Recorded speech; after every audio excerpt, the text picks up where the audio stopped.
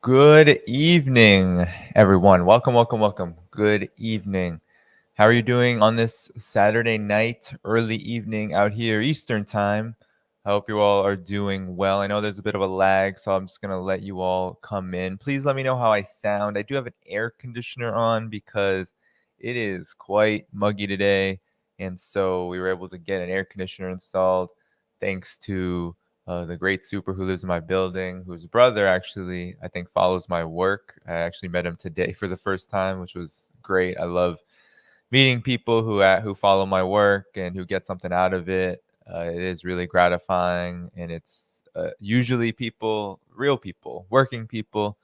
Uh, I've met some wealthy people who follow my work, but it's usually very few and far between, and usually they have some deep connection to the movement. So it's always really nice to meet people who read your work and to know where they're coming from, to know that they're relating to it on so many levels, especially at a class level, at a level where they can relate to it from a deep personal, but also a deep political experience.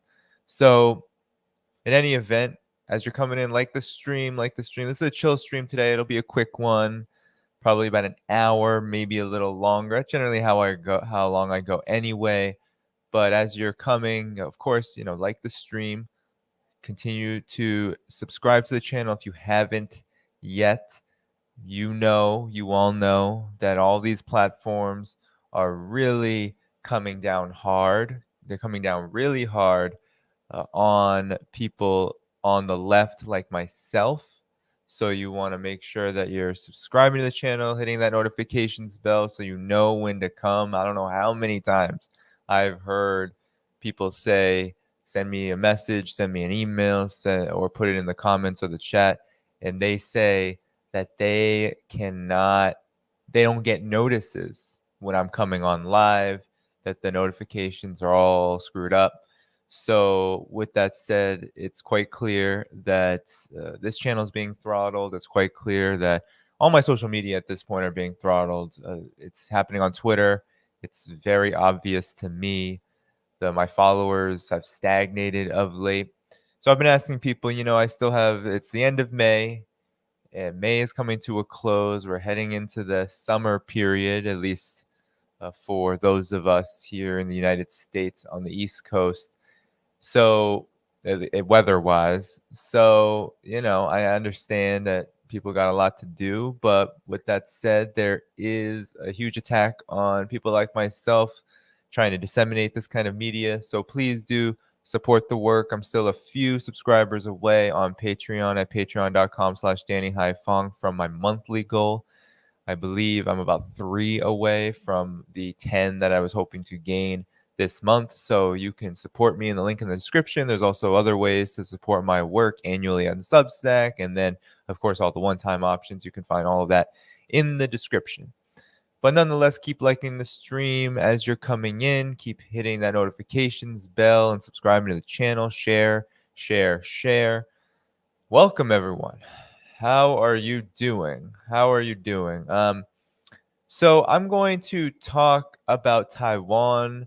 I was on the great Margaret Flowers' program yesterday doing a recording, which will be out next week, Clearing the Fog podcast episode, where we talked all about China. It got me motivated to talk about this issue of Taiwan because it hasn't really been spoken about. There have been so many things going on that have enveloped and really engulfed the media landscape, especially the mass shooting in Uvalde, which I will make some more comments on at the end. But I wanted to center this, and of course, the Ukraine crisis continues, and there's a lot of indications that Russia is really sweeping up eastern Ukraine, Donbass region, heading toward victory at that level. But I've been listening to a lot of Scott Ritter lately, hoping to have him on the program eventually. And I do agree with his analysis that, of course, this is being prolonged and that the U.S.'s financing and military aid is going to cause problems with the overall political objectives that Russia set out: denazification, demilitarization. However, the East, right, this Donbass region is really seeming to be uh, uh, uh, a battleground that is leading to victory for Russia, at least on that front. But nonetheless, these stories have been taking up a lot of airspace, and the Taiwan question has not so much. Right? It hasn't been receiving that much attention. So I'm going to be talking about that today, and then I'll comment a little bit more on Uvalde as we've been getting more information about the behavior of the police.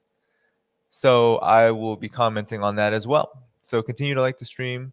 Hello, everyone. Hello, hello. Davos has a quick question about Sophia Huang. What can you tell us about her situation in China? That's hard to say. There hasn't been much other reporting other than BBC and corporate media about her situation over the past several years. She's gotten into trouble. She If you don't know, she participated in the Hong Kong protests and was one of these journalists that was reporting from them. She's a character that's very shady, very hard to find information about her, but no doubt she's a part of kind of like this opposition, right, that resides in places like Radio Free Asia. And so politically, we can kind of see where she's coming from, but it's hard to know what's going on exactly with her case because there isn't much reportage in Chinese media about it, and the US media, I can't really trust it. So I'm not going to comment so much on that just yet until I find out and we find out more information. But no doubt she is a shady character, and her participation in the Hong Kong protests, her enthusiastic support for them is a red flag for me, and also all the support she's getting from all the anti-China NGOs. So nonetheless, hello, Trevor. Hello, Nadia. Good to be here. Thanks for coming on this Saturday evening. BB Torches and Pitchforks. Thank you for that comment. And Davos says, yes, really skeptical. Yeah, I'm skeptical too. And so we're going to, let's just jump right in. Continue to like the stream, continue to do whatever you can to support this, subscribe to the channel, etc. So I wanted to talk about Joe Biden's latest comments on Taiwan. So I don't know if you've been following what's been happening with the US and Taiwan of late, and there has been a bit of a shift in the narrative around Taiwan since the Ukraine crisis, since Russia's special military operation in Ukraine began in late February. And that shift has been very troubling and very, very, very, very problematic. That shift is characterized by a constant discussion within the political establishment and in the corporate media of a comparison between Ukraine and Taiwan. That the example of Russia's special military operation in Ukraine can be directly compared to China's relationship to Taiwan, which inevitably means that the United States and its allies, especially its Western allies, are going to have to figure out how to intervene in a similar manner that they have when it comes to Russia. However, the caveat here is that actually the rhetoric and the behavior around Taiwan, especially just in the last couple of weeks, has been even more belligerent than how the United States has responded and the West has responded to Russia's special military operation, if you can believe that. But but it's not something to be believed in. This is actually true. So what Joe Biden said, okay, on May 23rd, he said in a press conference in Japan with the new prime minister, Fumio Kishida, okay, so he was in Japan on May 23rd. He declared that he would be prepared to use military force to defend Taiwan if mainland China invaded.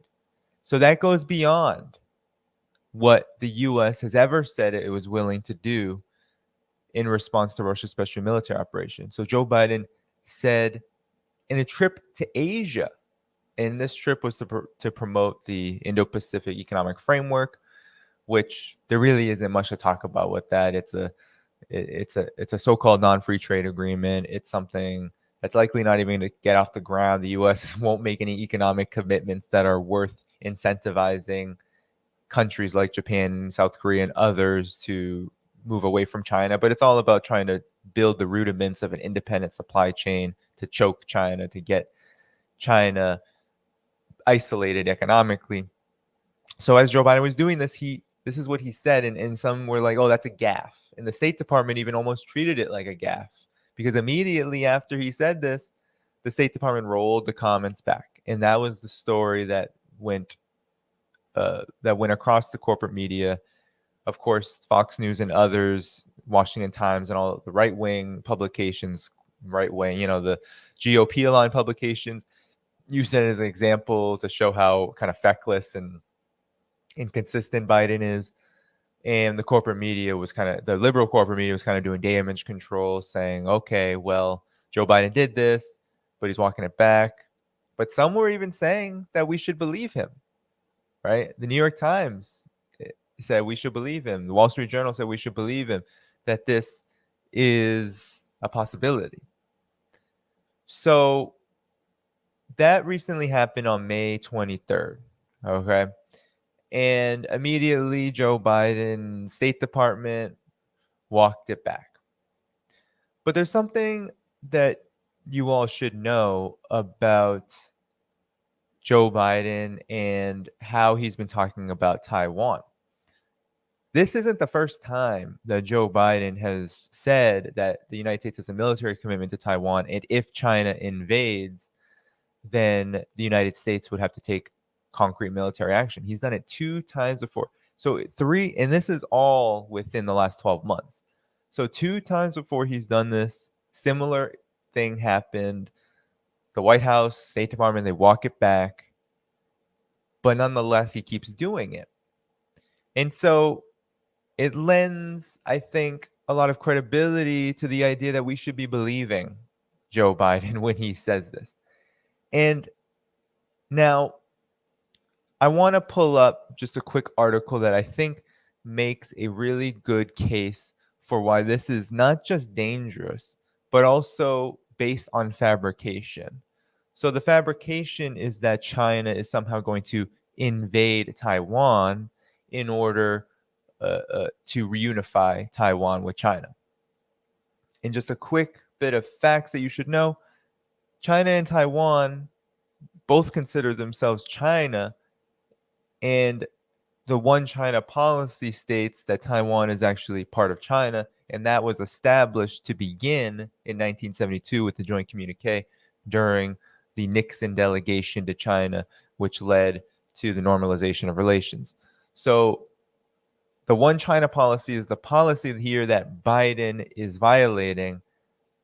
And Taiwan now, for so many years, especially it really heightened during the Trump era, has been talked about as almost a separate entity, dare I say a separate state. And this has been very problematic. And Joe Biden's comments only reinforce this very problematic turn. And that turn has also domestically taken form politically with the Democratic Progressive Party, I think it's called. The ruling party in Taiwan is a separatist party. It goes against the status quo, which is the Republic of China that was formed after the revolution when the nationalists fled. They established a kind of bourgeois, quote unquote, dictatorship in Taiwan, but they considered themselves part of China, just the rightful government of China, right? They didn't consider themselves separate. And that was actually one thing that Mao and Chiang Kai-shek could agree upon. It was that China's integrity as one civilization, as one country, should be respected. Now, almost everything else they couldn't agree upon economically and politically, but those things they could. And so the One China policy is supposed to stipulate, it was really kind of put into firmer words. It's really not a firm agreement, because the United States also follows something called the Taiwan Relations Act, which Jimmy Carter passed, which says that the United States has the right to essentially militarize the island. So the United States has been sending, and I'm going to pull up something later, has been sending just billions upon billions upon billions in military weapons to Taiwan, right? It's an annual kind of expenditure that continues onward. Taiwan receives all sorts of weapons, a lot of them old weapons, but nonetheless, Taiwan is highly militarized, right? So the US has a deep presence in Taiwan, which is very troubling. And this dates back all the way in 1949, 1950, when the US tried to use Taiwan as a launching pad, essentially, for its Cold War with China. The United States panicked after the 1949 revolution because they had been trying to politically maneuver in China during the Second World War and even directly afterward to come up with some kind of provisional government that would not allow the communists to take power, even though that was inevitable, and the United States knew that. But they tried to prop up and give the nationalists, the KMT, political room to rule. Right, supported them heavily in the war against Japan, and eventually the Americans abandoned Chiang Kai-shek because it was a losing cause, and the Communist Party of China was the People's Liberation Army was moving toward victory, right, in establishing the new democracy that uh, uh, Mao talked about. So Taiwan was then used as a launching pad, and immediately the U.S. sailed ships through the Taiwan Strait and threatened China with nuclear war. So we can thank Daniel Ellsberg for actually dumping the documents recently. I think that was within the last year and a half, violating the Espionage Act and dumping the documents that said actually the United States threatened China with nuclear war over the issue of Taiwan. So this is a long historical trend, right? That's all about trying to weaken and divide and denigrate and hopefully and ultimately, in the eyes of the imperialists, the US imperialists, overthrow the People's Republic of China. And Taiwan has always been at the center of that. And that is only intensified now that there's a separatist government there, a really compliant government there, a local administration that is driving things. So I want to pull up this article because I think it makes some good points about why this is a ridiculous notion to believe that the United States, that China is going to invade Taiwan. And so it was written in the South China Morning Post by a gentleman, Wang Xiangwei. And I'm not going to read the whole thing because a lot of the points I just made are kind of repeated in it. So, but he talks about how the U.S. president's remarks on Taiwan only serve to raise suspicions that Washington is moving towards scrapping its policy of strategic ambiguity.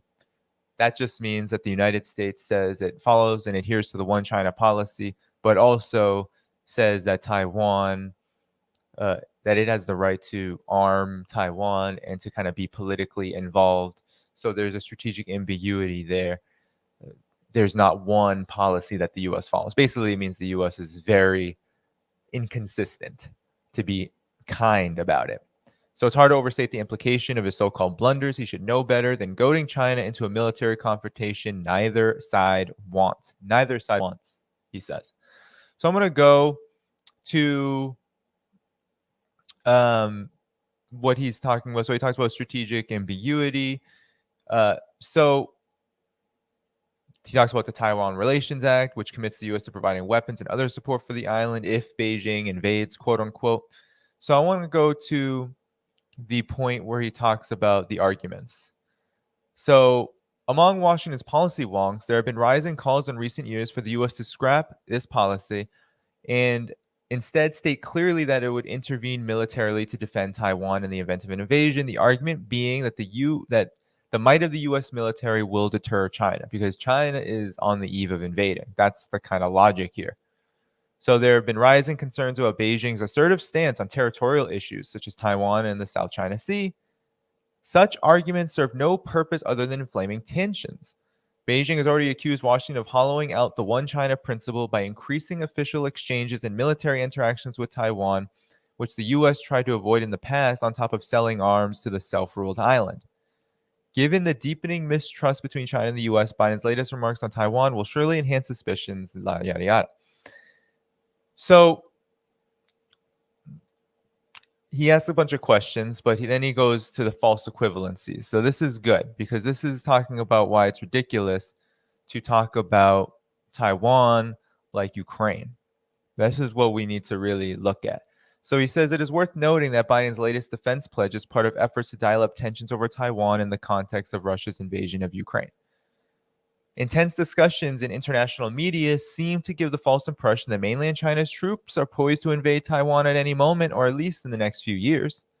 But there have been no signs whatsoever from Beijing that this is the case, not least because launching an invasion of such a magnitude would necessitate not only years of secretive military buildup, but also very public efforts to prepare the population for war. Very reasonable. Taiwan literally sits outside of mainland China.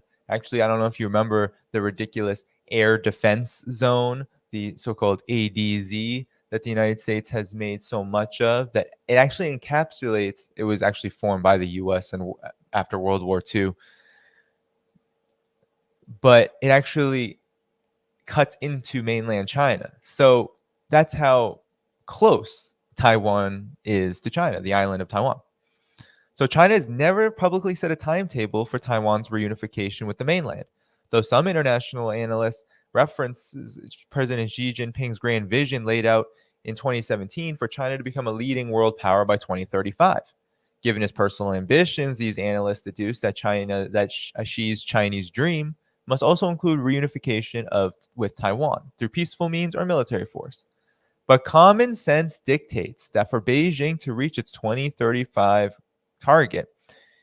its target to, as I said, become a world power, which it's well on its way, it needs a stable international environment for its economy to develop. Very true. Any premature move on Taiwan and the subsequent international fallout could set China's development back for years, if not decades. Beijing's leaders have a much deeper sense of historical perspective when it comes to Taiwan and more stamina than the outside world credits them with to maintain strategic patience.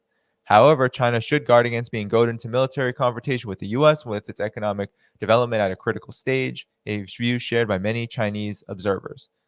So then he's going to talk about China's intentions toward Taiwan. He says it's enlightening to look at what led the evening news on national television on May 24th, the day after Biden's Taiwan defense pledge, a story about a letter she wrote in reply to an American friend from the state of Iowa. Sarah Land first met Xi in 1985 when he was but a county-level party secretary. He visited her home in the city of Muscatine, which he returned to as a guest in 2012 when he was vice president. In his letter, Xi said that the Chinese and Americans are both great peoples, adding that their friendship is not only a valuable asset, but an important foundation for the development of bilateral relations. China's angry response to Biden's latest pledge on Taiwan did not even warrant a mention that night on Chinese state television premier evening news program, widely considered the most blah, blah, blah, blah, blah. So, anyway, this has some kind of back and forth things, but China is angry.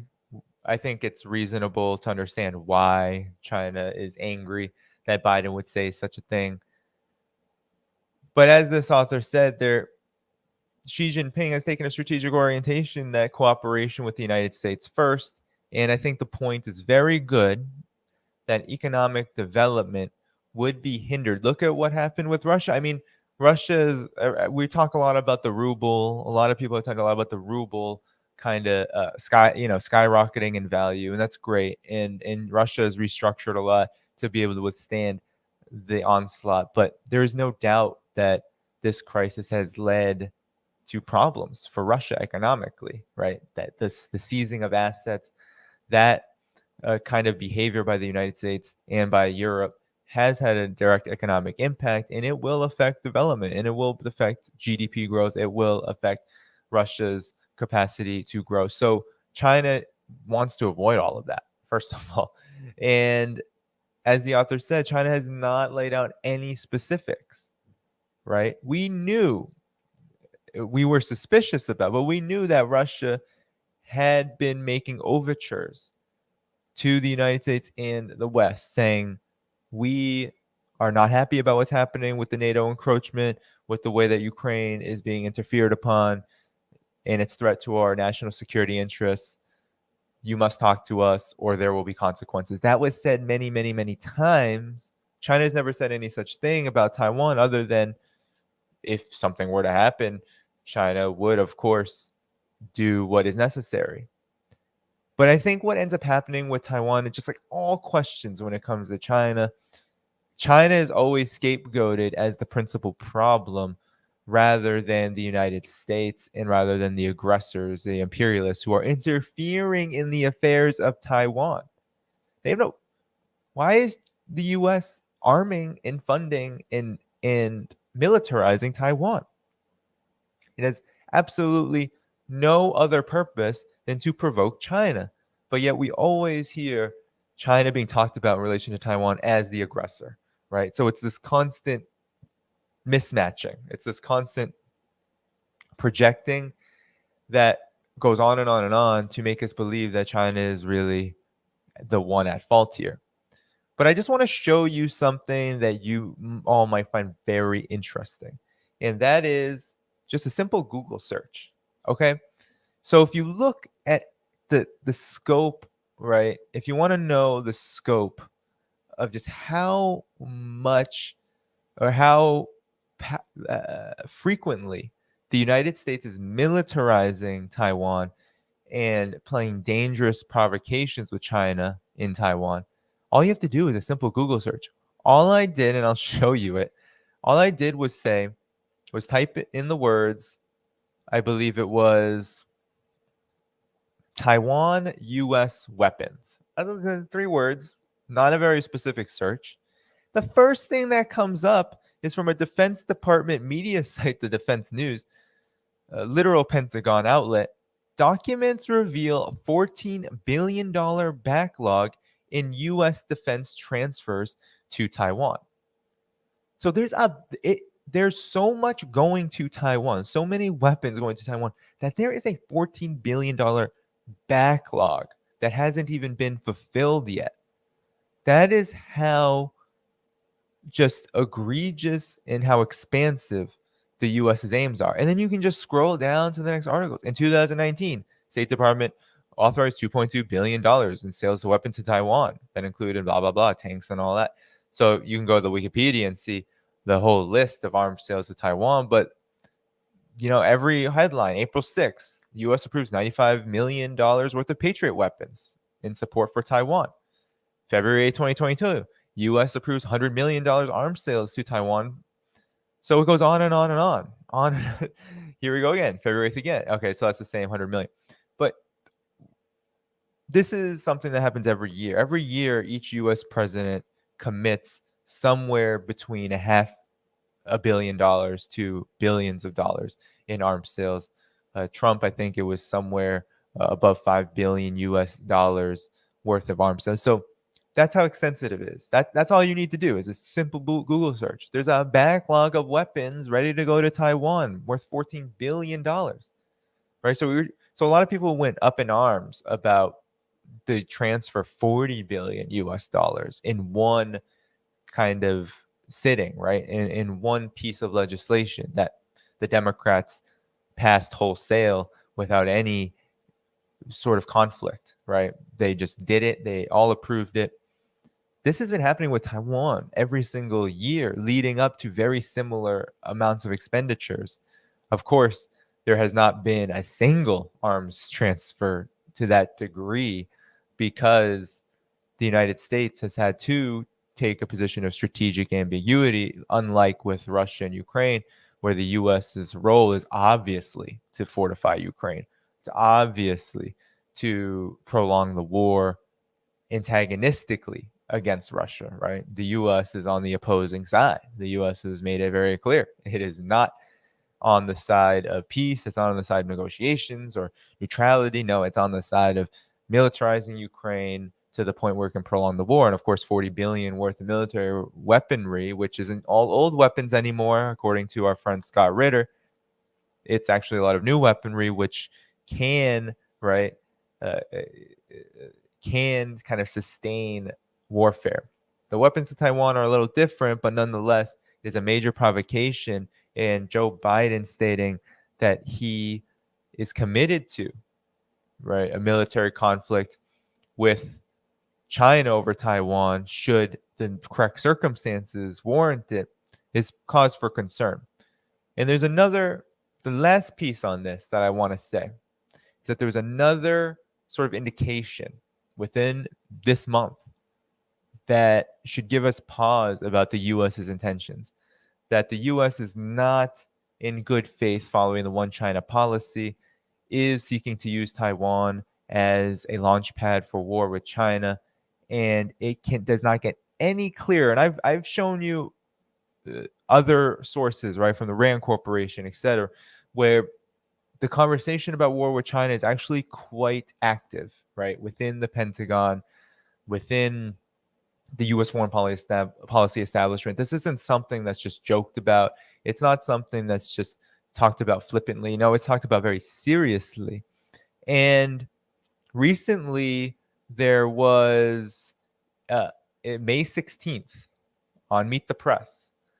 There was an event, and I'm not going to play you the clip because honestly, I'm not putting this filth on my YouTube, but I will show you at least that it happened. And our friend Caitlin Johnstone, good anti-war independent journalist, she wrote about it and she reported, right? And this was on May 15th, actually. So on May 15th on Meet the Press, she says that the Pentagon-funded think tank simulates war with China on NBC.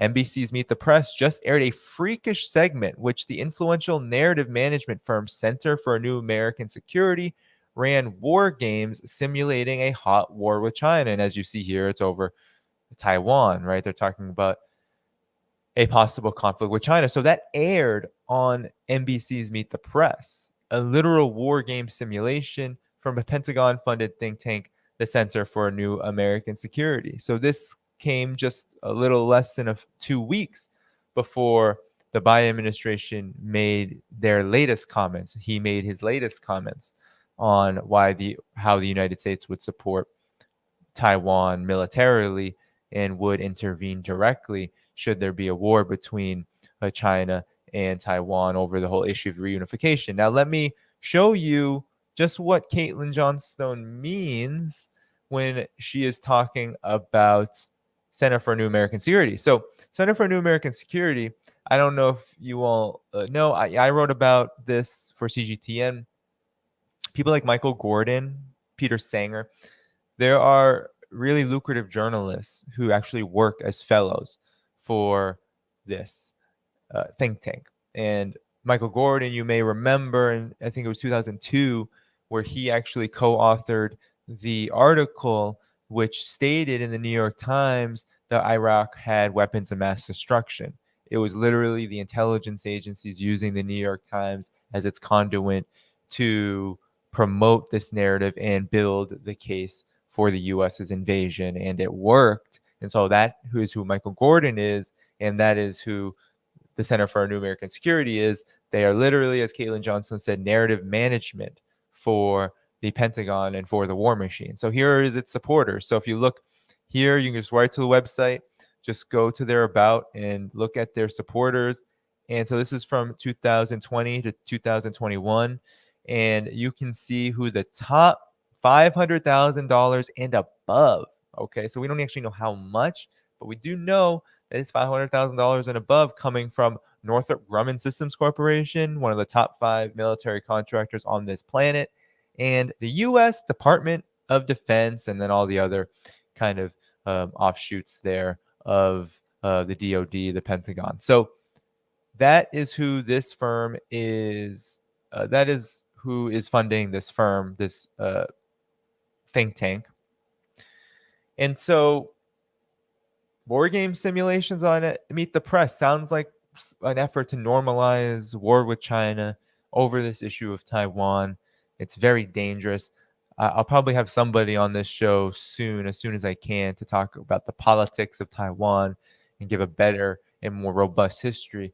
But what you really need to know right now is that the United States is arming Taiwan to the teeth as best that it can and as much as it wants in order to provoke China. And then the Biden administration is showing its hand, saying that, yeah, no, strategic ambiguity and following the one China policy. That's not really the case, right?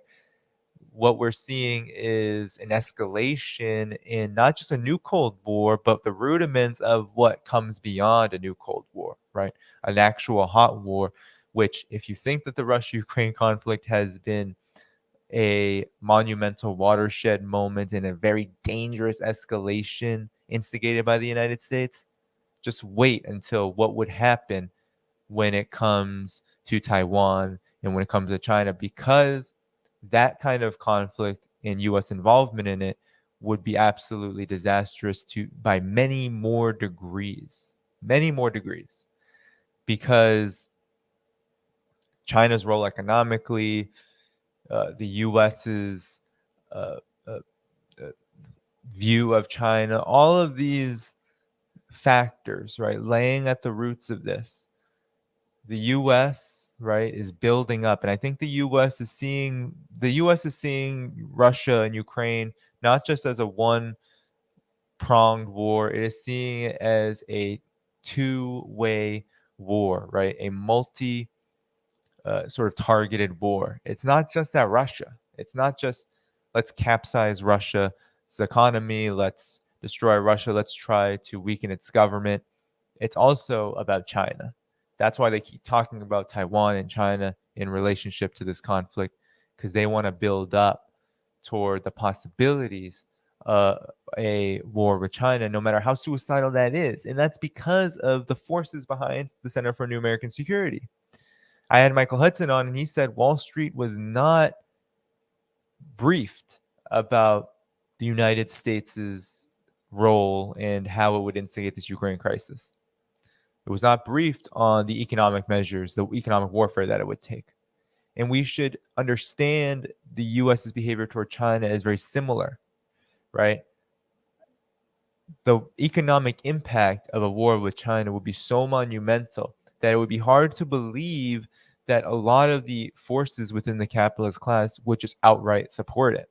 A lot of forces on Wall Street, not to be confused with Wall Street being in collusion. This isn't Matt Stoller's strange, unverified, completely unreasonable, and a factless conclusion that Wall Street and China are in cahoots. No, this is just Wall Street wanting to protect investments around the world, wanting a stable, relatively stable economic landscape.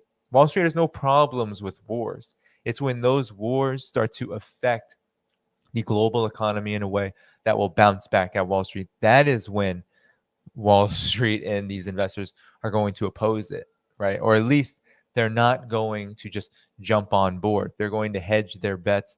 They're going to look at what is the best possible scenario for them and for their super profits. That doesn't make them heroes. It just means that China's role in the global economy is of such import that it is hard to believe that a lot of forces seeking to continue their onslaught of super exploitation on the planet are just going to go wholesale in on a hot war with China, because, well, a hot war with China not only could mean annihilation of humanity through nuclear exchange, but it could also mean an economic collapse that Wall Street can't really get out of, right? Wall Street doesn't want a revolution on its hands, right? It doesn't want some kind of uprising on its hands.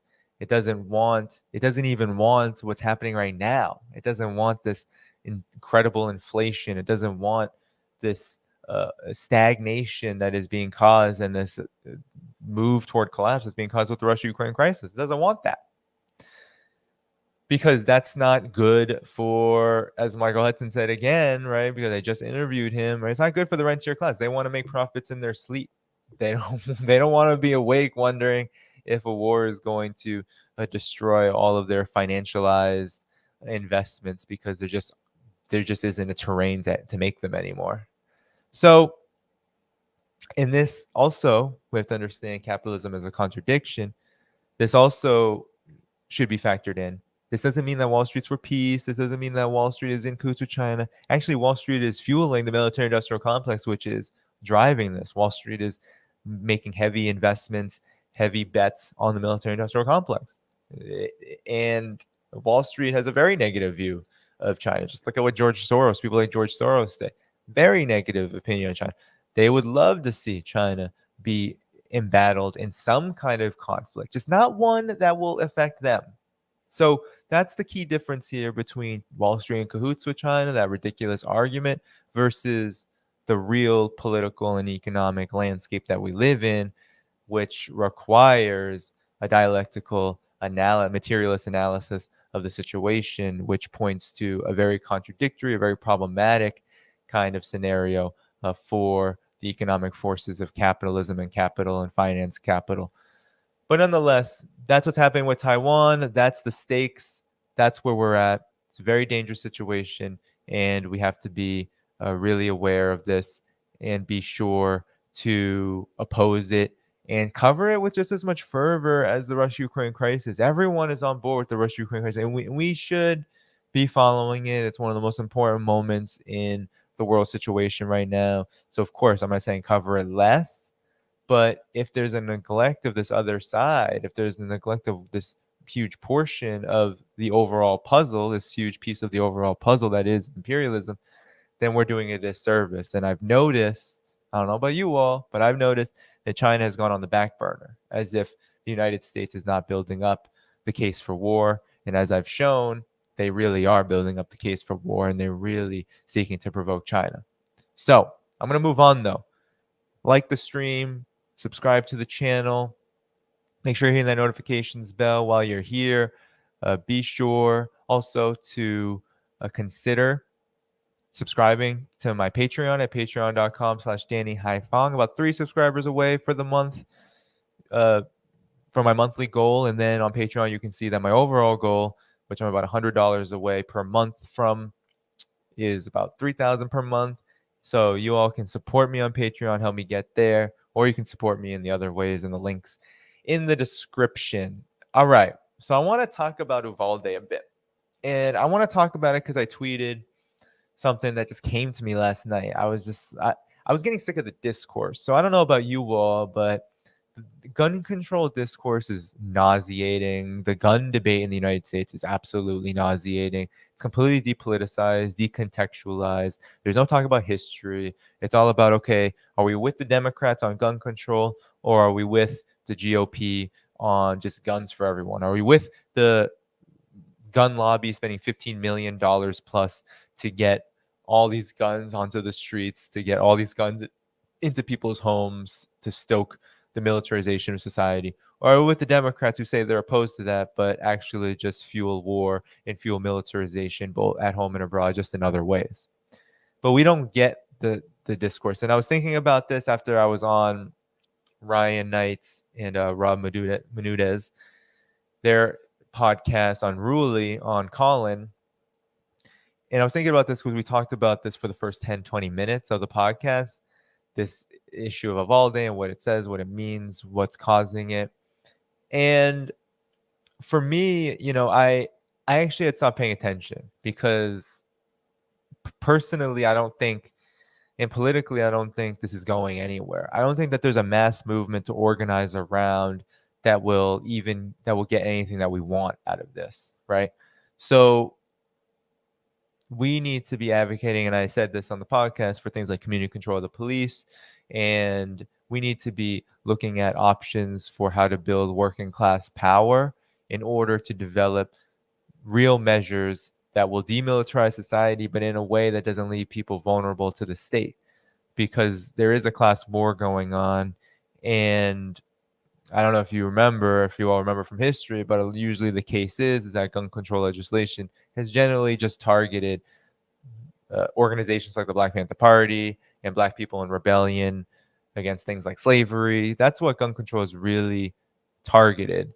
And if you all might remember too, that the Second Amendment, do read Roxanne Dunbar-Ortiz's book Loaded on this issue, where she talks about how the Second Amendment is rooted in the arming of colonial settler militias to uproot indigenous people from their lands and also put down slave rebellions. And of course, the rebellions that came through uprooting indigenous people from their land. So that's where all the guns were needed. And that those roots have never gone away. They're still just as sordid. They're still just as powerful in influencing the politics and social life in the United States. So it has to be put into the conversation. However, I want to pull up a tweet because I think this tweet, my tweet that I wrote on this issue, actually kind of sums up my thoughts on Uvalde. And then I want to talk because I want to react to what people have been talking about a lot, and that is the behavior of the cops, because the videos have come out, right, of the police. They were out there for a long time, not doing anything, but actually what they were doing is they're actually preventing parents who are desperately trying to get their children out. They were standing around, and then they changed their narrative like a dozen times, right? The police have changed their narrative a dozen times about what they were doing and their behavior, but overall, the conclusion is for many people, most people, is that, yeah, the police really neglected the people in this situation, allowed the massacre to happen and get as bad as it did. And so a lot of people are pointing at them as one of the principal culprits for this, and rightfully so. So I'm going to share this tweet, though, because I want to show you just kind of these are my thoughts on the situation. And then I want to open it up to questions. So, and I do believe, and so people are saying, yeah, definitely ban assault rifles. I'm not against that. I am for that. Now, do I think that we have a regulatory apparatus that can actually do such a thing? Not sure about that. Do I believe that we live in a system where weapons manufacturers and big corporations are not just going to override and overrule any kind of regulation like that? Like, I don't know what mechanism the United States has left. All of the austerity and neoliberalism has gutted any kind of capacity for public action. So I don't know how that even occurs. And I don't know how it just doesn't turn into some kind of black market situation, which the US is very good at moving toward, right? The US is very good at turning open wars into proxy wars and vice versa. And I think that this is an open war, an open domestic war that we're seeing, that all of these shootings point to a crumbling. And so a crumbling of the empire. And so I wrote on Twitter that Malcolm X said that the chickens are coming home to roost. And you may remember that he said this in the wake of John F. Kennedy's assassination. And John F. Kennedy was assassinated after the Bay of Pigs invasion, not too long afterward. And there was just a lot of heat that real people, real activists like Malcolm X were focusing on. That, John F. Kennedy, there are some people who say that he had a little bit more of a peace orientation, but nonetheless, the Bay of Pigs was a disaster, this attempt to overthrow the Cuban government. John F. Kennedy was seen as somebody who was a principal force behind it. It was a failure.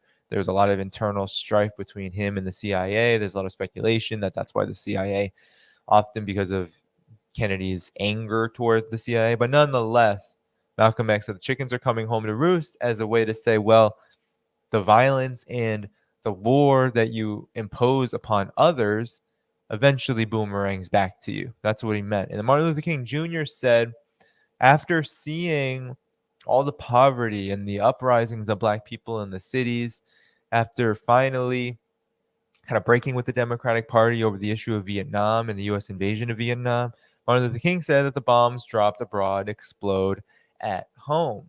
And so what that means is very similar to the chickens coming home to roost. It means that a nation, a country, an imperialist power at war with the world will see those bombs exploding, not just abroad, but they will come back home to cause severe problems like the uprisings that occurred led by Black people in the cities because of rampant poverty and discrimination and police violence, like all of the various issues, the class struggles, right?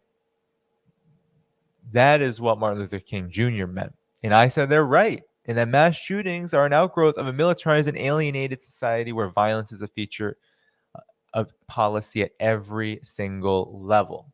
And what I mean by that, right? Because I want to elaborate what I mean by that is that every single policy that the US enforces, economic, political, social, you name it, under this neoliberal imperialist regime, this kind of neocon wet dream, this nightmare, you not only have trillions of dollars invested in war, the expansion of warfare all across the world, now leading in to what is and can be considered a great power, a possible third world war. Although I want to shout out Roderick Day, who I consider a comrade. His work is great.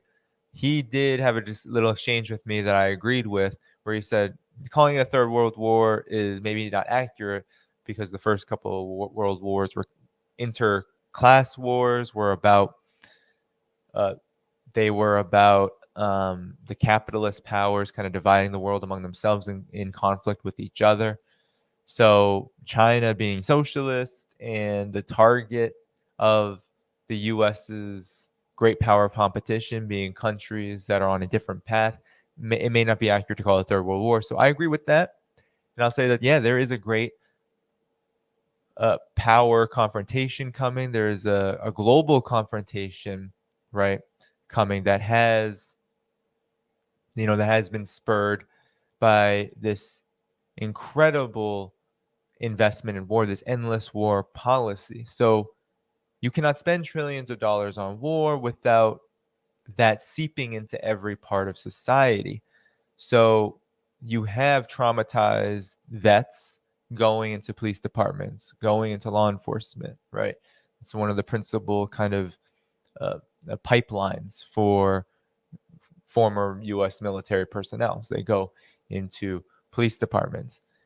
You have the media, the corporate media, Hollywood. I mean, oh my God, I don't know if it's just everywhere. You have thousands of movies, television shows, all of the mass media, the print media. They're all promoting war. They're all promoting violence, just violence abroad, violence against the quote unquote enemy.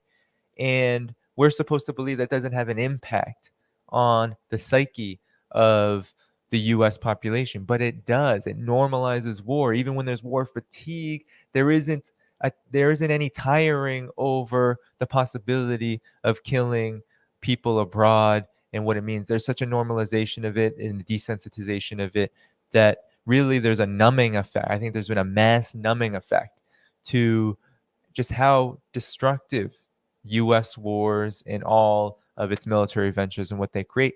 But then you also have in the United States the militarization of this society. And this goes beyond just guns flooding into homes, right? This goes beyond the assault rifles and the military weaponry that Americans, people in the United States, buy like I don't know, like toys, like they're just buying them up, right? The U.S. is really the only place in the world where this happens on such a mass scale, but it goes beyond that.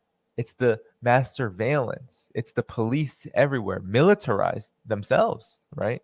The 1033 program is providing billions of dollars worth of Pentagon weaponry to police departments to then patrol the streets against working class people, against black people, to protect private property. You have a militarized society. Everything is militarized too. Every part of it, even on the job, right? How much investment are corporations making in security firms? I was just talking with my wife, who's a nurse, and her family. One of her family members was a midwife too. Just talking about how hospitals are investing in all of this private security technology, surveillance technology, in order to not only streamline labor, but to essentially surveil patients and workers, right? That's a real phenomenon. And of course, after the war on terror was declared, the surveillance just astronomically increased to include all of our data and all of our technology that we use for communication. That data is being collected and continues to be collected through legislative mandates like the Patriot Act. So, this militarization of everything, of journalism, right? Julian Assange, and basically anyone who speaks out against the narrative is censored in some way. And Julian Assange, right, he's in danger of being extradited, and I think that's very soon. So definitely support any effort to free Julian Assange and get on board with that. But the point is that his case alone shows the militarization of journalism, right? And that includes how the corporate media is basically just stenographers for war. They have a lot of blood on their hands. I mean, you can't just promote war all the time without people uh, ingesting that and being conditioned by that and then possibly acting on it. Now, of course, right, there's a lot of other factors, and there are some other things that get a lot more attention in the corporate media, right? We're always hearing about mental health, right? The mental health of the person, right? And that's not untrue, but as a therapist, I take issue with it to a lot of degree because I don't think mental health is, I think it's a spurious connection. I think it's something that could correlate in some ways and could be a factor, but I never think it's the principal factor, right? Because we should be thinking mental health not as just some kind of biological disease, but as something that is caused by traumatic stress and just living in the United States, this alienated, neoliberal, gutted society, one that is highly alienating for most people, right? Highly alienating, highly isolating. There's a lot of social isolation going around, and it was before COVID-19 that has only, of course, grown exponentially since COVID-19, but there's a lot of alienation already, a lot of broken social bonds, a lot of broken social solidarity because of the ways in which the imperialists have gutted everything, financialized everything, turned the public sector into dust, got rid of public spaces, got rid of unions are barely existing, right? There's not a lot of places for people to go, not just to seek help, but to also seek places to give them purpose, because a lot of our labor is becoming redundant. It's changing. Service, tech, all of that changes the ways in which our labor is even valued, right? It goes from exploitation to even super exploitation. And the socialization of labor is kind of inverting itself to where a lot of workers are like just working on their own now, whether they're working from home, like COVID-19, everyone's working from home, but also just a lot of these gig economy jobs, right? So there's a lot of social isolation, the massive expansion of prisons, not just the police, but the prisons, the how people, hundreds of thousands of people over the course of years have been sent to solitary confinement, a form of torture, and experienced that for some people have experienced that for decades long. I mean, there are people, especially political prisoners, that have experienced isolation to such a degree in solitary confinement within prisons for 40 years that, I mean, 2 weeks, more than 2 weeks is shown to have an extreme traumatic impact on the body and on the mind. It is one of the highest forms of traumatic stress that sensory deprivation is one of the highest forms of traumatic stress and causes the most problems, elevates anything. I mean, for me, it's anything that you can think of, right, that causes traumatic stress. You should elevate that when you are deprived of sensory stimulation, touch, communication, all of it. So, and that's what Julian Assange has been experiencing for years himself. So, what I'm trying to say here, right, to kind of make a long story short, is that we are witnessing, I think, the decay of an empire. And with that has come the decay of social solidarity. And with that has come the militarization of everything. And with that has come the complete, I think, ignoring and kind of brushing under the rug of the foundations of the United States and racist violence, racist state violence, and of course, capitalist state violence. And that all of that has led to the scenario where there are people who are turning the guns inward. I mean, and from a mental health perspective, suicide and homicide kind of have similar sources, right? Getting to the point where you need to end something, end life. Oftentimes, people who are committing homicide believe that their life is ending as well. So there's a lot here. And this isn't even to mention the things that I can't really get into as much because I just don't know. But I do know entrapment is a thing. And I do know that the United States government has a history of sponsoring terrorism. And I do believe that we should be probing the United States government on the issue of mass shootings as well. I'm just going to put that out there. I have to put that out there because I can't sit here as someone who considers themselves a journalist or an analyst and say that the United States government has no hand in what has been a phenomenon, especially since 2005, of course, when the assault rifle ban was allowed to expire. Of course, things got much worse then. But since 1980, we can trace just a big pattern where these mass shootings have increased with the advent of neoliberalism, with the advent of the so-called end of history, post-Soviet Union. There's so many factors here, but they all have to be considered. And so for me, when I hear about the Uvalde police and what they did, I am not surprised. Of course, it's disgusting, right? It's disgusting to hear about what the Uvalde police did or what they did not do to ensure that the damage was less than what happened, right? You had almost 20 people killed, I think 19 people killed because the police just sat there with their weapon. I mean, had weapons themselves.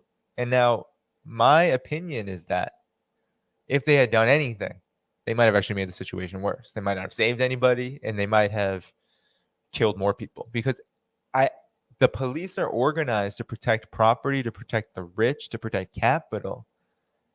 And they have a long track record of killing 1,000 people per year, 200 to 300 black people per year. I mean, they don't have a good track record of protecting people. In fact, most people who have any kind of class orientation or any kind of relationship with the police outside of the wealthy kind of see the cops as antagonistic force, especially at this point where something like defund the police and the Black Lives Matter movement, all of that has taken storm. That really just harnessed on what were already existing feelings about the police. This is, I mean, look at Rodney King in the 1990s, the uprising in the 1960s.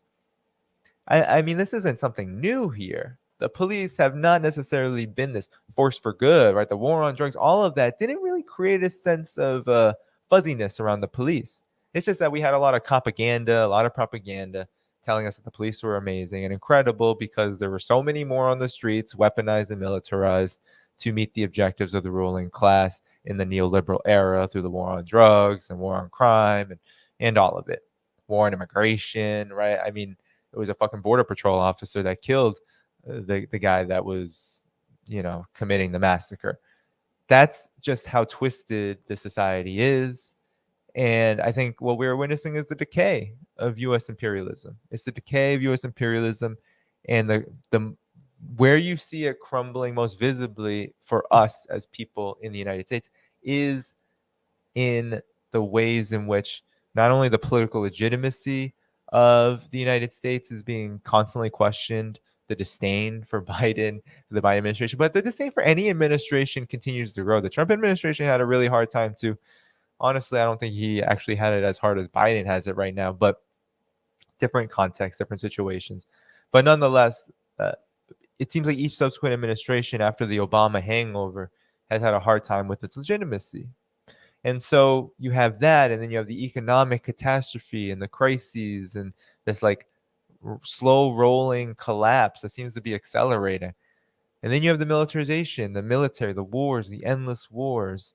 I mean, this is an unmitigated disaster, and U.S. imperialism has no solutions and no options, right? It doesn't have the capacity to change things. People who are begging the Democrats to give them Medicare for all, begging any of these politicians, any of these forces for anything, right, are just wasting their time. What we need to do is build a movement strong enough to make real demands and then act upon them, force them. And if they can't be forced, which I don't think they can be, I don't think the imperialists are going to say, okay, we're going to reverse the tide of austerity. We're going to reverse the tide of militarization. No, not going to do that. This isn't there.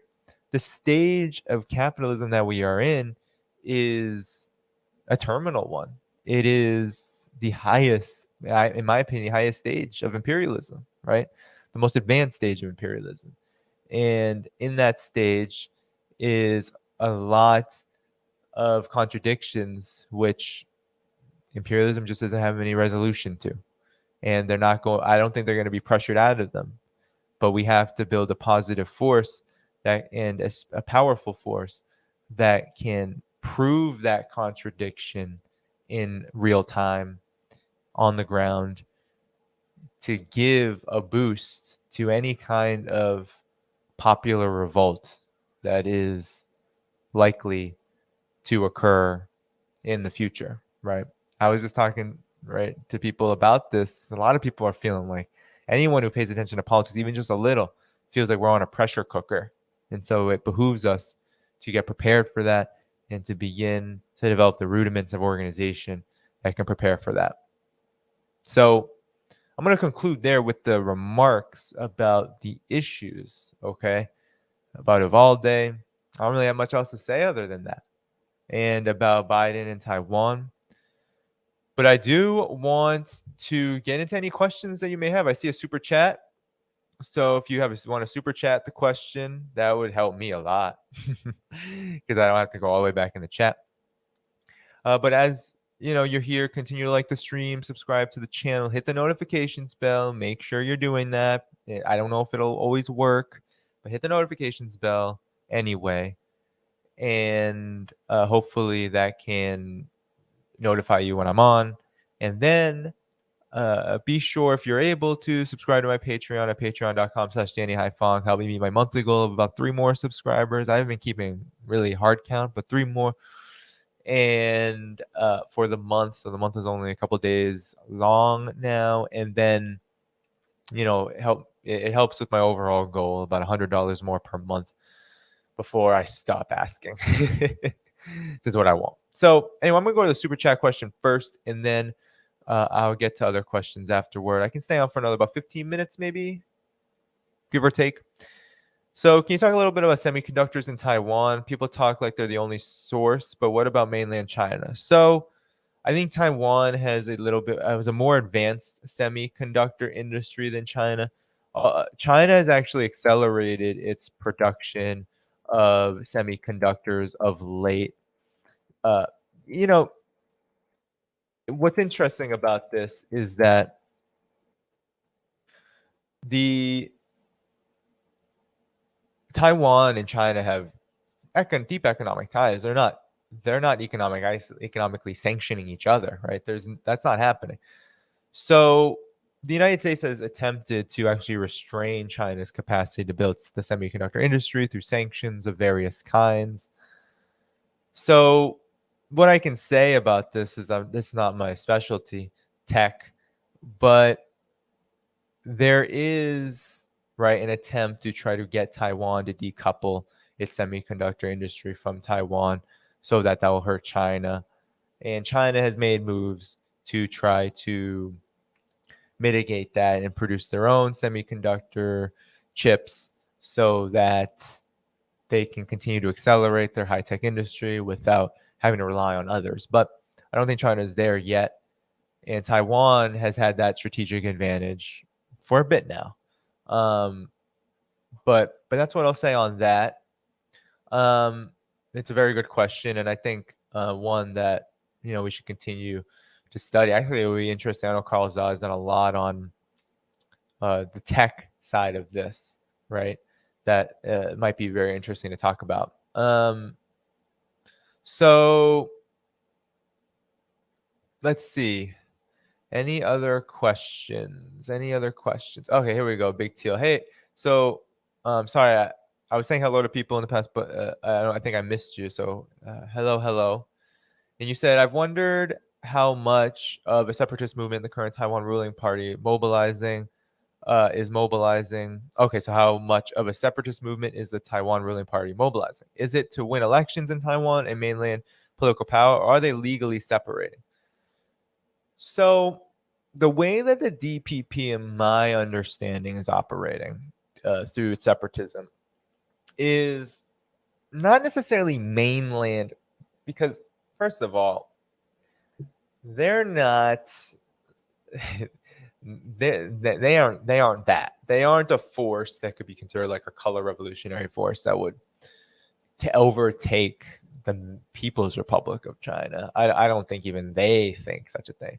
But their adversarial position toward China is more driven on ambitions for so-called independence, quote unquote.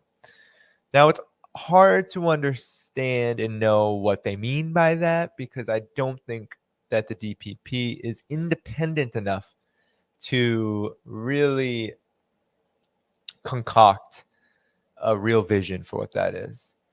And I do think that the DPP is really just a political arm of US policy at this point. That the United States has thrown all of its weight with the DPP and has essentially been successful in mobilizing it to take more and more hostile positions toward mainland China and to really escalate its efforts to achieve some kind of political independence and ultimately a so-called a nation state, some kind of independent state. And so a lot of that has to do with the internal workings, right? They are the ruling party. They have been successful in spreading just insane propaganda across Taiwan. Have had influence ideologically, and there is a big conflict between them and the KMT and the other parties, right, about this issue of what the status quo should be. And still, you have a lot of people in Taiwan favoring the status quo. But what's happening because of the ruling party's policies, you have like a book burning policy in Taiwan right now, where the DPP has tried to erase and is attempting to erase from schools the history of the People's Republic of China, the history of the revolution. But they're trying to build almost kind of like a case similar to how the United States has manipulated its textbooks to build this case that independence from Britain was some kind of progressive force and whitewash and sanitize racism and slavery and all of that. Taiwan in its own way, the DPP in its own way, is trying to erase the memory of China, the one China policy, of the fact that despite all the differences and really irreconcilable differences that led to the revolution, the KMT and the CPC worked together for a little bit, right, to try to get China to be an independent country, to help China be a stable force, independent of foreign imperialism. And while, of course, the KMT did a lot of things that we would not necessarily adhere to or support, and they should be condemned for all of their crimes, nonetheless, the KMT is actually the party that pushes the status quo the most and doesn't push for some kind of independent state. So politically, it really is the DPP. It really is an effort to build a case for so-called quote-unquote independence and for Taiwan to not just be a kind of independent entity, a self-ruling entity that's part of what is called China, that's part of China as a civilization, as a country, but actually a state that will not just be recognized as the rightful China like Taiwan was from what was it, 1945 to 71, but actually be a country that's represented at the United Nations as Taiwan and not China. That's a huge deal, and it's very dangerous, and it's what is ideologically kind of fueling, I think, this proxy war that the U.S. is waging. That's who they're supporting. That's how the United States is getting things done and militarizing the island is through the DPP's just callous subservience to the United States and to the U.S. administration, whether it's Biden, Trump, or whoever. So let's see if there's any other questions. Any other questions? Let's see. So thank you again, Andrew, for the super chat. I don't see any other super chats here. Let's see. please do. If you had a question, you can retype it at the bottom. That would be amazing. But I don't think there are any other questions for tonight. Let's see. Any other questions? Any other questions? How are y'all doing? I've been having a hard time getting on, motivation.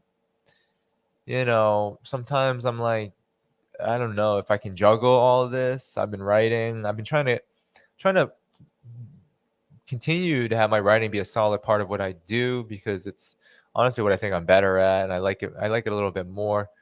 But I've been, I do this because I know it's valuable too. So I don't see any other questions here. But yeah, I've been feeling like, damn. It says there are a few questions at the bottom. Okay, let's see. Oh, here we go. All right, so I'm not gonna get on my thing. All right, I see. Where? There you are. All right. So where? Thanks for coming. Do you have any opinion on how elections in Colombia might play out tomorrow? Ooh, I don't know. I honestly have not been following that. I'm actually looking forward. I know there are some journalists out there.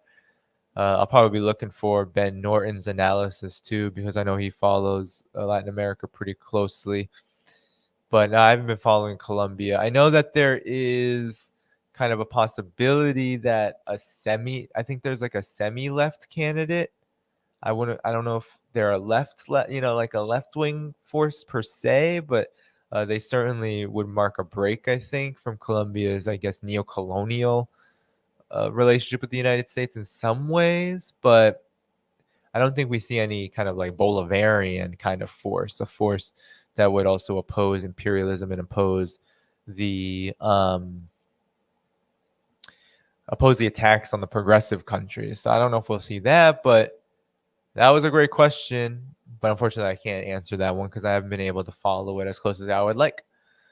But how soon do you see these events unrolling? The U.S. provoked Russia and Ukraine. Do you have a personal belief timeline for China and Taiwan? Good question. So for me, with China and Taiwan, I don't see a timeline. I mean, I think a lot of this, despite the U.S.'s military provocations, I think a lot of this will depend on China and Taiwan's own economic and political development. I do think that China will become more assertive politically. I don't think China is going to like militarily provoke. But as China gains confidence, as China moves out of the last vestiges of underdevelopment, as it builds these immense trade networks through things like the Belt and Road Initiative, as China becomes more of a high-tech power, and as China moves toward its goal of becoming a modern socialist country by 2050, I cannot imagine that China is not going to diplomatically try to pursue reunification on terms that are beneficial for both, right? I think that's very realistic, and I think that could happen. What is it, 2022 right now? So I think that could happen within the next 15, 20 years, right, where that is pursued. However, because of U.S. provocations, I make that long timeline because I think politics in Taiwan, right, and how the U.S. is trying to manipulate them are really the problem here, and will cause delays, will cause disruptions in any kind of efforts to talk about what reunification could look like. And unfortunately, sentiment for quote unquote independence is growing, even though the status quo is still the vast majority of people wanting it. The people who are saying they want the status quo but move toward independence, and the people who are saying, well, let's do independence now.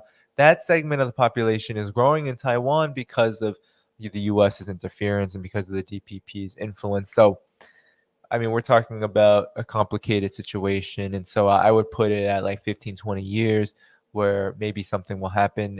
And we know what will happen with China. We know that short of the US causing some kind of global confrontation between the US and China, China's development trajectory is pretty clear. And thus, that's what I'm going off of. And it's also clear how Taiwan's development trajectory politically is going. But I do think that what we will probably see before any kind of attempts at reunification is some kind of break and shift in U.S. policy toward China. It looks like that shift, that break, will come with a dangerous confrontation against China. And that's what we really, I think, have to be concerned about, because it will influence this question too. It's just that it probably will come sooner, because I don't think we're going to see any kind of real huge shift from China or Taiwan on this question within the next 8 years. And I think within the next 8 years, we're going to see China's economy move toward a GDP that is larger than the United States's, which we could see as almost like a deadline for whether we're going to actually see the kind of confrontation that I fear. I do have fear about that, although it's a fear that I think is balanced out by the objective political and economic situation. So I'm not worried necessarily that there's going to be nukes dropped tomorrow or nukes dropped in 2030.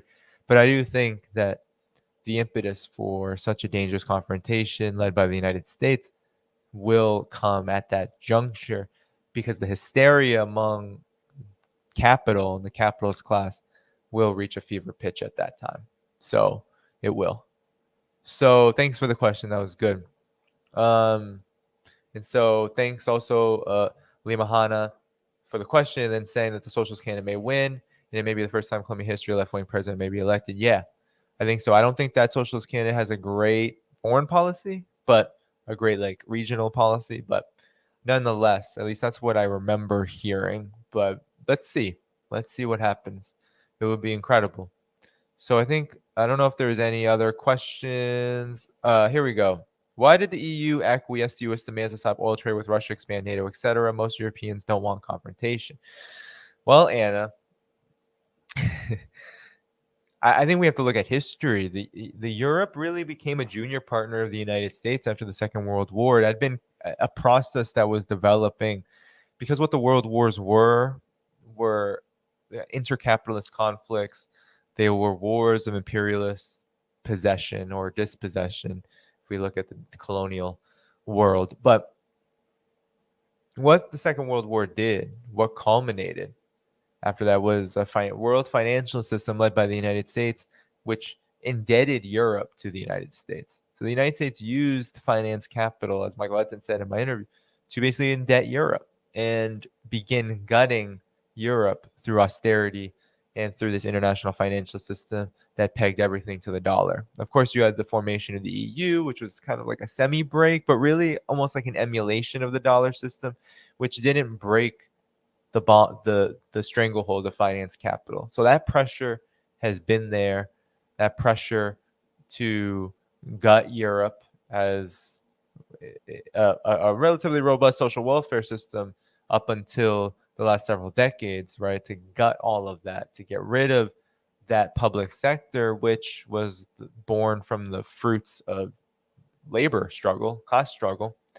And so that international financial system has led to Europe politically more and more so becoming acquiescent, becoming sort of this weaker and weaker junior partner to the United States. And so at this stage, Europe and these leaders in the EU, they have very little independence from U.S. foreign policy. Very little. I mean, look at NATO. Look at how NATO has encapsulated virtually all of these EU countries. That is the U.S.'s influence just at work. And so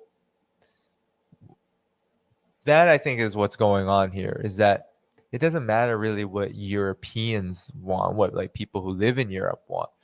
I think that there's probably a lot of people in Europe, even if I know that anti-Russia sentiment has gone way up since Russiagate and since Trump and a lot of the kind of like elitist Europeans, right? But I think a lot of people would also probably say that Russia and Europe's partnership has been beneficial in some way if they know anything at all about it. And so it is a very dangerous and I think a very important development to follow, this idea that Europe is so willing to commit economic suicide on behest of the United States that it really does indicate that Europe does not have any political or strategic or economic independence from U.S. finance capital. That finance capital in the United States is calling the shots, and the military-industrial complex is calling the shots, especially here, because even U.S. finance capital wasn't really briefed on like, hey, this is going to happen. It might have send shockwaves through the world economy. Get ready. We'll support you. That didn't really happen. And so this is the contradictions of capitalism at work, that it's always about competition, even when there's so much monopoly. That competition and monopoly, they feed off of each other under capitalism. And we're seeing that, I think, really clearly, and with real consequences in the Ukraine crisis. So that was a great question. Thank you so much. So I'm going to get to Trevon, and then I'll get to Limahana's question. I think I might leave it there. So was the pivot to Asia by the U.S. a weak one? Well, I mean, I guess for me, how I view the pivot to Asia, I mean, of course, I view it as a dangerous policy. I view it as one that is very expansive, right? So it's like the definition of powerful and weak. Like, what is that for us here? If we look at this from, I guess, a surface level perspective, no, it's not weak. It's right, half of the military budget. It's half of the Navy. It's right. It's hundreds of military bases. It's right. It's like new military alliances like AUKUS. It's the Quad. It's Obama's escalation of arms sales to all of these countries, to like the entire Asia Pacific. It's like sailing warships through the South China Sea. I mean, if we look at it like that, oh, it's powerful, right? It's big, it's strong, it's big, it's big and strong, right? It's huge, it's expansive. But one thing that the establishment, even if you look at Foreign Policy Magazine and these kind of like, Pentagon, neocon, think tank strategists, if you look at what they say, they actually had a lot of criticism about the pivot to Asia, because the United States continued on where it wasn't a clear policy. It wasn't all cooperation or all antagonism, or all conflict. It was straddling this line, because the United States can't decouple economically from China without an economic collapse. It can't do certain things without an economic collapse. So that's where the weakness of that was pointed out by the establishment. The foreign policy establishment was like, get consistent, dude. Obama, like, this isn't just because you sent military hardware and personnel and whatever over to the Asia Pacific doesn't mean you're accomplishing anything, right? You need a clear political orientation. You need to make a clear decision about which way are you going. Are you going toward continuing the U.S.-China relationship, or are you for discontinuing it? So that's where the establishment was at, right? Because of course the hawks and even those who aren't hawks or who are more like realists, they were like, yeah, this is kind of counterproductive. But where I see this as possibly weak, where the pivot Asia is weak, is in the fact that, one, this policy is a desperation. It's a policy of desperation. It's a desperate policy. It's one that is influenced by the fact that the United States has nothing else to offer. Look at what just happened with the Biden administration's trip to promote the Indo-Pacific Economic Framework, which is the economic side of the Indo-Pacific strategy, which targets China as the main enemy, and the need for mobilization of all the countries to keep things safe and blah, blah, all that. It's nonsense. So Joe Biden went to South Korea, Japan. There's about 10 other countries that say they're signing on to this agreement, quote unquote. But there's no real teeth to the agreement. There's no real concrete proposals. It's not even legislation in Congress. It's not a policy that has much to it. Even Richard Haas, the Council of Foreign Relations president, that neocon, right, think tank, that militarist think tank, the real principal think tank of Wall Street, even he said it had no impact domestically. And I guess talking to allies is nice, but it's not really doing much. And one of the ways you can see that the pivot to Asia is desperate is that in the Indo-Pacific Economic Framework, the United States is not even willing to open up market access, meaning that, as this framework suggests, it is an attempt to build a whole entire supply chain, meaning that all of the rules of trade, all of the rules of economic organization are going to be discussed and then formulated upon and then implemented into some kind of new supply chain independent of China, which I think is a ridiculous assertion. I don't think it's ever going to happen because that's a chore, and I don't know any I don't know anyone trying to make money who would want to do that. So I don't know any economy, any country that would look at that and say, yeah, that's really attractive. Especially since the United States isn't really producing anything. So so not even off. One of the reasons I don't think they're offering market access is because what market are we talking about, right?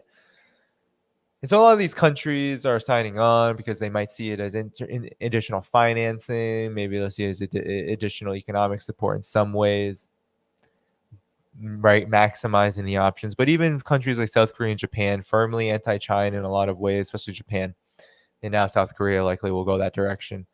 But nonetheless, these two countries there's just no incentive for them to say, yeah, we'll decouple from China, make a new supply chain with the United States. Like, no. So the one of the ways that this is a desperate policy, the pivot to Asia desperate policy, is that it is born from a strategic calculation that the United States has nothing left. It has nothing but its military arsenal, that it's got to militarize the Asia Pacific. It has to mobilize these so-called allies in a military formation to contain China and to get ready to try to collapse the government of China, which is a ridiculous thing to even imagine happening if you take into account the fact that China is the biggest economy of Asia, the second largest in the world, has robust supply chains with all of the regional partners you could think of, even the most hostile like Australia, which, lucky for the United States, Australia is even more of a kind of pathetic junior partner than even Europe is to the United States around this question of China. So the United States has a friend there, but the rest of, in most of the Asia Pacific, whether we're talking about the Philippines, whether we're talking about even South Korea and these other countries, like, there's not going to be a decoupling. So the military is all that there is. The military is the only option.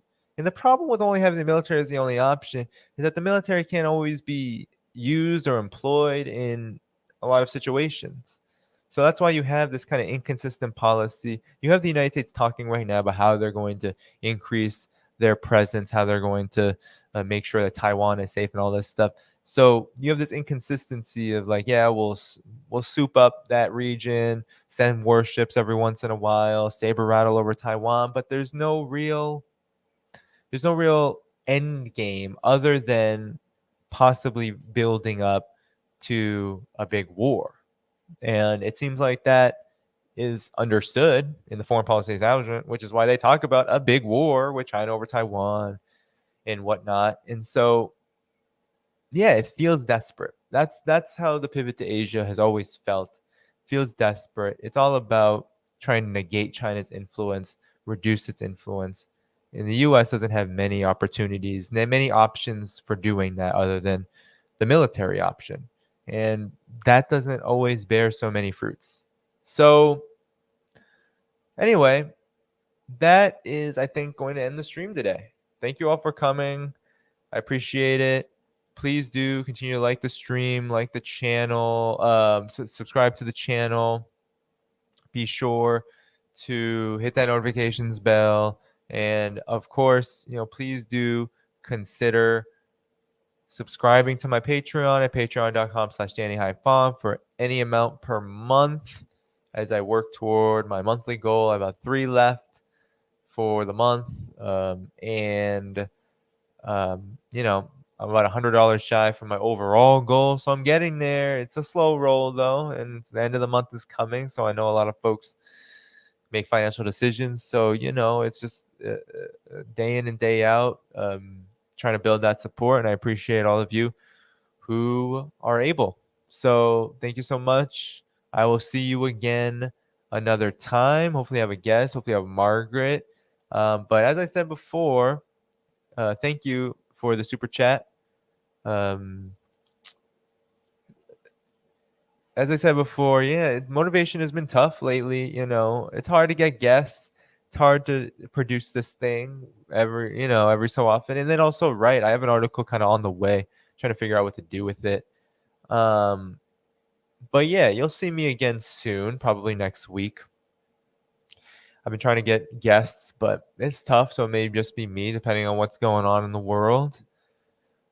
But nonetheless, you know, um, yeah, there's going to be a lot of considerations. I think a lot, things ebb and flow, and projects like this, I'm hoping to be able to continue to build up. But there's just a lot. It's hard to stay motivated when there's a lot of opposition. Um, there's a lot of work to be done, and doesn't always feel like it's here. And so, but I come back because I know that there are people who find it valuable, and I know that it's a valuable medium and form. So yeah, to be continued. But I will continue to, um, but I will continue to be on and continue to figure out how to make this work. So, yeah, and continue my writing and continue all of that. So that's why I appreciate all the support you're able to provide to this channel, to all of my work. And with that said, salute everyone and peace out. I'll be back again soon. I'll let you all know.